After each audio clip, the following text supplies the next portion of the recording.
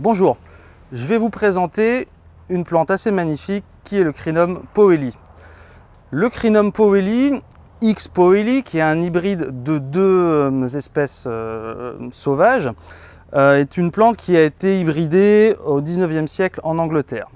Le Crinum est originaire d'Afrique du Sud, ce qui lui confère de nombreuses caractéristiques intéressantes pour nos climats et pour nos problématiques actuelles de jardin et de résistance à la sécheresse.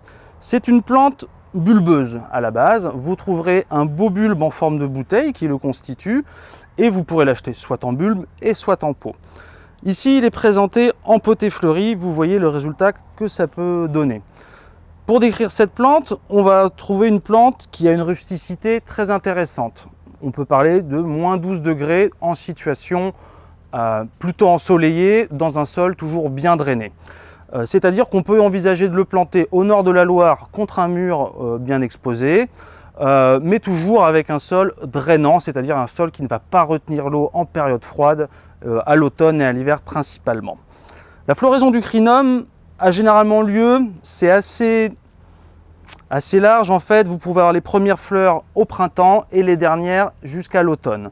Vous allez obtenir de belles hampes florales constituées d'une douzaine de fleurs, environ 12-15 fleurs sur ces tons roses, sur donc, toute cette période de floraison.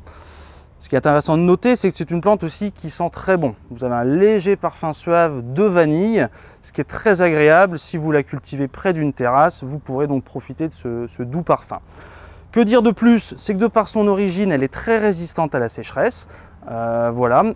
Les bulbes, la plante va s'installer assez en profondeur dans votre sol, ce qui fait qu'elle va vraiment être présente pour quelques années. Vous pouvez imaginer tenir une plante sur un peu moins d'1 mètre carré à terme. Et enfin, peu de ravageurs, très peu de ravageurs connus, quelques pucerons éventuellement, mais vraiment pas grand-chose. En entretien, vous pourrez arroser l'été pour avoir des hampes florales plus hautes. Vous pourrez supprimer les fleurs, les hampes florales une fois que la floraison sera passée. Et enfin, ne vous étonnez pas si le feuillage disparaît, si les conditions sont trop froides l'hiver. Dans tous les cas, la plante repartira jusqu'à moins 10, moins 12 degrés. A bientôt sur aujardin.info.